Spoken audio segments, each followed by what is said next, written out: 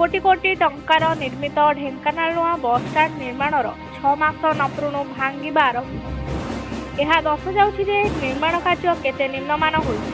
ता छड़ा गत सरकार समय होइतिबा निर्माण कार्य को वर्तमानर बीजेपी सरकार केते तर्जमा करुछंती एवं केते शीघ्र एहाकु मरामती करुछंती देखिबाकू रहिला। बसस्टाण्ड भीतर को दुईटी प्रवेश द्वार रहितिबा बेले कटक भुवनेश्वर बस गुड़िक उद्दिष्ट थिबा फाटकरी भांगी जाइथिबारु बंद रखाଯାଇଛି।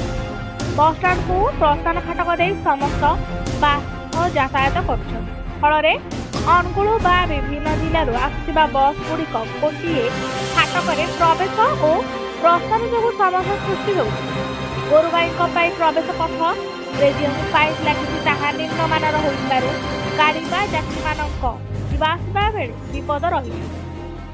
प्रवेश द्वार में पड़िथिबा पाइप भांगी जाइथिबारु सेठारे गोटे काठ पकाई दिया जाइछि। काठटी विपदपूर्ण अवस्था रही जहाँ दुर्घटना को आमंत्रण करने सदृश केवल एतिकी नुहे, अनेक स्थान कंक्रीट उठी जाइथिबा गस्त होइथिबा बेले देखिबाकू मिली। बसस्टाण्ड भीतर आवर्जना सफा सठिक भाव में हेउनथिबा जोगु आवर्जना पड़ी रहिथिबा देखा जाइछि। सूचना थाउकी चलित वर्ष मास 12 तारिख ठीक निर्वाचन पूर्व पूर्वतन मुख्यमंत्री नवीन पट्टनायक यार उद्घाटन करथिले। ढेंकानालू लक्ष्मी रिपोर्ट परिवर्तन।